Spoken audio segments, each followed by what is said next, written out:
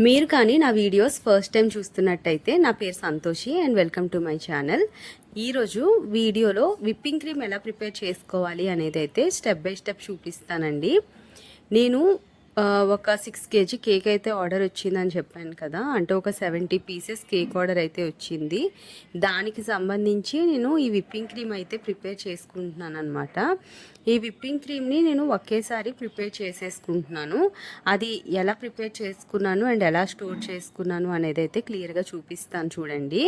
ఎందుకంటే మనకి bulk orders వచ్చేటప్పుడు బ్యాచెస్గా విప్పింగ్ క్రీమ్ అనేది ప్రిపేర్ చేసుకుంటే లేట్ అయిపోతుంది. అలాంటప్పుడు మనము ఒకేసారి విప్పింగ్ క్రీమ్ ప్రిపేర్ చేసేసుకొని స్టోర్ చేసుకున్నామంటే ఫ్రిడ్జ్లో మనకు కావాల్సినప్పుడు కొంచెం కొంచెంగా తీసుకొని యూస్ చేసుకోవచ్చు కేక్ ఫ్రోస్టింగ్ చేసినప్పుడు. ఇక్కడైతే నేను ఒక్కసారిగా ఒక 2 cups ఆఫ్ విప్పింగ్ క్రీమ్ లాగా అయితే తీసుకుంటాను. ఎందుకంటే నేను యూస్ చేస్తున్న బ్రాండ్ ఏదైతే ఉంటుందో బీటర్, అది ఫిలిప్స్ కంపెనీది. అది ఎన్ని వాల్ట్స్ ఏంటనేది నాకు పెద్దగా ఐడియా లేదు. నేను ఒకసారి చూసి డిస్క్రిప్షన్ బాక్స్లో డీటెయిల్స్ అయితే ఇస్తాను. అయితే ఈ బీటర్తో ఎట్ ఏ టైం ఒక 2 cups ఆఫ్ విప్పింగ్ క్రీమ్ మాత్రమే బీట్ చేసుకోవడానికి పాసిబిలిటీ ఉంటుంది. ఇంకా ఎక్కువ కానీ వేస్తే మిషన్ బాగా హీట్ ఎక్కేస్తుంది అనమాట. అందుకనే మీరు యూస్ చేసే బీటర్ కెపాసిటీ బట్టి మీరు విప్పింగ్ క్రీమ్ అనేది బీట్ చేసుకోండి. నేనైతే యూజువల్గా ట్రోపోలేట్ విప్పింగ్ క్రీమ్ యూస్ చేస్తాను. అది కానీ నాకు దొరకకపోతే సిల్వర్ మార్క్ కానీ లేకపోతే వేరే బ్రాండ్ ఏ కంపెనీ ఉన్నా సరే తీసేసుకుంటాను. మనకి విప్పింగ్ క్రీమ్ బీట్ చేసే ప్రాసెస్ తెలిస్తే ఏ బ్రాండ్తోనైనా మనం ఈజీగా చేసేసుకోవచ్చు. కాకపోతే ట్రోపోలేట్తో అడ్వాంటేజ్ ఏంటంటే అది ఫాస్ట్గా మనకి మెల్ట్ అవ్వకుండా ఉంటుందన్నమాట. నేను ఇక్కడ విప్పింగ్ క్రీమ్ తీసుకున్నాను కదా, ఒక 2 cups. ఫస్ట్ 1 minute ఏంటంటే 1 minute స్పీడ్లో, సెకండ్ 1 minute సెకండ్ స్పీడ్లో, థర్డ్ వచ్చేసి థర్డ్ స్పీడ్లో, అలా నేను నిమిషానికి నేను స్పీడ్ని ఇంక్రీజ్ చేసుకుంటూ వెళ్తూ ఉంటాను. నా బీటర్కి వచ్చేసి 5 వరకు స్పీడ్ లిమిట్ అనేది ఉంటుందన్నమాట.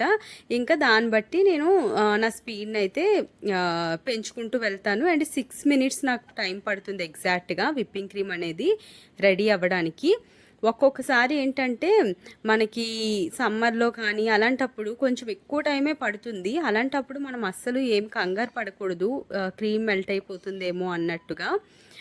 కొంచెం ఫ్రిడ్జ్లో పెట్టి తీసి అలా కూడా చేయకండి. మీరు హై స్పీడ్లో పెట్టి లైక్ 4th or 5th స్పీడ్లో పెట్టి బీట్ చేస్తూ ఉండండి. ఒక 6 minutes అయిపోయిన తర్వాత కూడా ఇంకొక 2-3 minutesలో మనకి విప్పింగ్ క్రీమ్ అయితే రెడీ అయిపోతుంది. మీరు కొత్తగా బిగినర్స్ అయితే స్టాప్ వాచ్ ఒకటి పక్కన పెట్టుకొని లేదంటే టైం చూసుకొని బీట్ చేసుకుంటే మీకు ఒక అవగాహన అనేది ఉంటుందన్నమాట. విప్పింగ్ క్రీమ్ కన్సిస్టెన్సీ అనేది చాలా ఇంపార్టెంట్. చూస్తున్నారు కదా, ఇలా వేవ్స్ లాగా అయితే రావాలి. ఇంతవరకు వస్తే ఆపేయండి. మరీ ఎక్కువగా బీట్ అయినా సరే మనకి ఎయిర్ బబుల్స్ ఫామ్ అయిపోతాయి. చూసారు కదా, ఈ కన్సిస్టెన్సీలో అయితే మనం తీసేయాలి.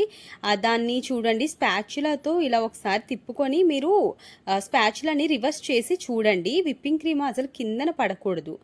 ఆ విధంగా అయితే మనకి కన్సిస్టెన్సీ అనేది ఉండాలన్నమాట. ఇక 2 cups ఆఫ్ విప్పింగ్ క్రీమ్కి అయితే ఇంత క్రీమ్ అయితే నాకు వచ్చింది.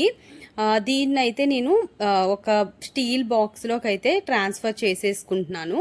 నాకు ఒక 1 ప్యాకెట్ విప్పింగ్ క్రీమ్ టోటల్గా పడుతుంది ఈ కేక్ ప్రిపేర్ చేయడానికి. ఇంకా ఎక్కువే పడుతుంది. నేను 2 cups విప్పింగ్ క్రీమ్ని ఒక్కసారిగా అయితే బీట్ చేసుకుంటాను చెప్పాను కదా. ఇంకా దీన్ని అయితే బాక్స్లోకి తీసేసుకొని వెంటనే ఫ్రిడ్జ్లో అయితే పెట్టేయాలి. అస్సలు బయట ఉంచకండి, ఎందుకంటే మెల్ట్ అయిపోతుంది. చెప్తున్నాను కదా, చాలా ఫాస్ట్గా మనకి మెల్ట్ అయిపోతుంది విప్పింగ్ క్రీమ్. మనం కేక్ ప్రిపేర్ చేసినా సరే వెంటనే ఇంకా ఫ్రిడ్జ్లోకి అయితే వెళ్ళిపోవాలి.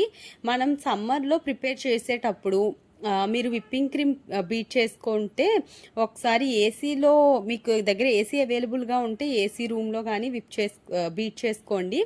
లేదు అంటే కిందన ఐస్ క్యూబ్స్ ఉంటుంది కదా, అలాంటి బౌల్ ఏదైనా పెట్టి బీట్ చేసుకోండి. ఎందుకంటే మనకి సమ్మర్లో విప్పింగ్ క్రీమ్ చాలా ఫాస్ట్గా బీట్ అయిపోతుంది. నేను ఎప్పుడైనా సమ్మర్లో విప్పింగ్ క్రీమ్ ఎలా బీట్ చేసుకోవాలి అనేది వేరే వీడియో అయితే చేసి పెడతాను.